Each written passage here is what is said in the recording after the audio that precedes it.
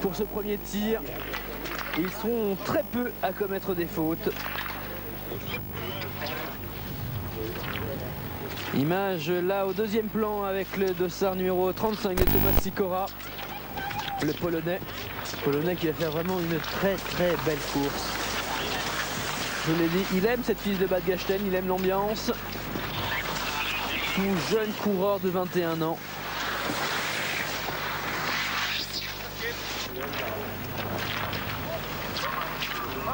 Et même si, je vous le rappelle, ce n'est qu'un résumé qu'on vous propose, donc c'est très court pour chaque épreuve. Donc un petit peu difficile pour nous de suivre le classement effectif.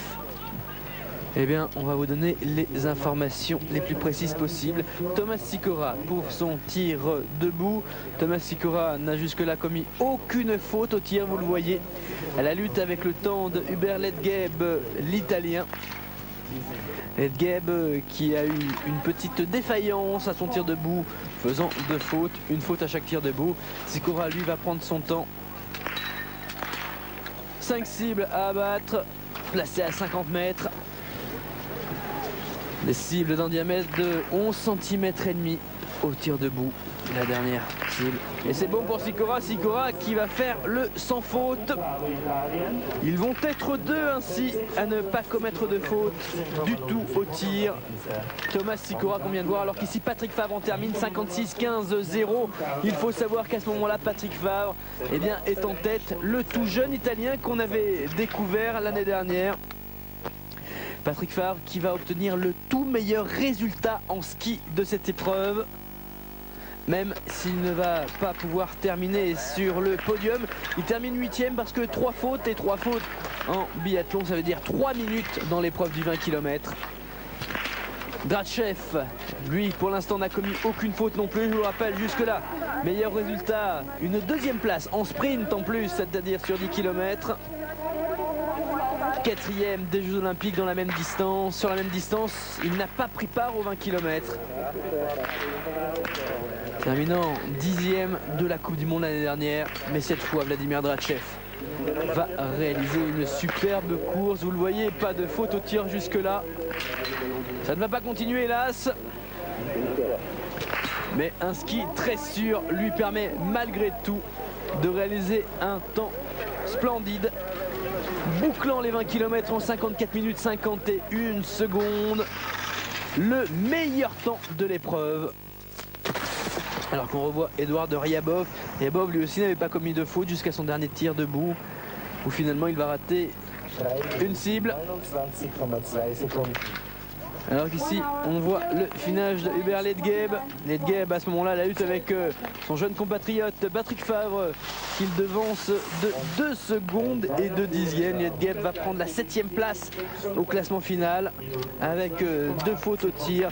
Patrick Favre terminera 8e. Patrick Favre, le tout jeune Italien, je vous le rappelle, mais qui va réaliser le tout meilleur temps de cette épreuve du 20 km.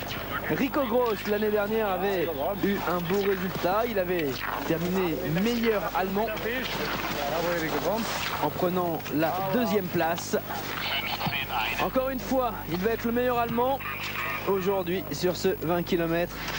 Mais il est beaucoup plus loin puisqu'il ne termine que 27e avec 3 fautes.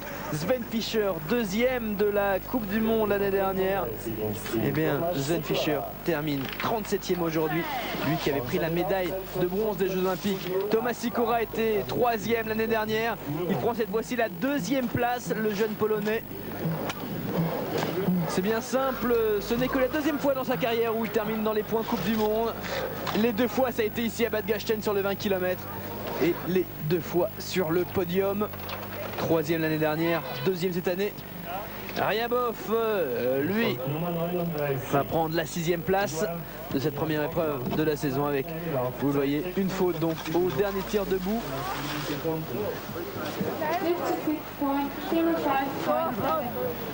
Et à ce moment-là, en tête, bien c'est Tomasz Sikora Mais Thomas Sikora qui va s'incliner face à Vladimir Drachev à 28 ans, qui va remporter la toute première victoire de sa carrière avec une faute au dernier tir debout lui aussi.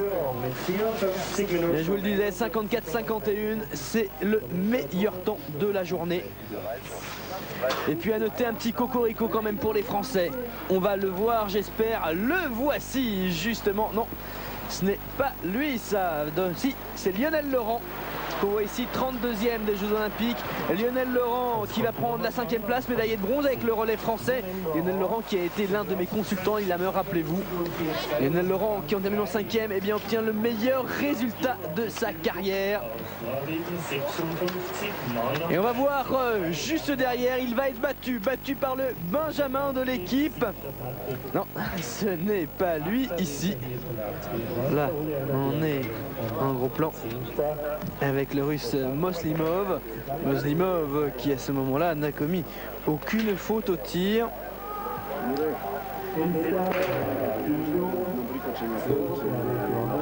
Et dont on va suivre le dernier tir debout.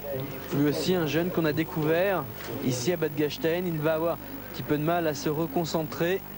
Toute la difficulté du biathlon bien évidemment. La violence du ski alliée au calme et à la quiétude du tir.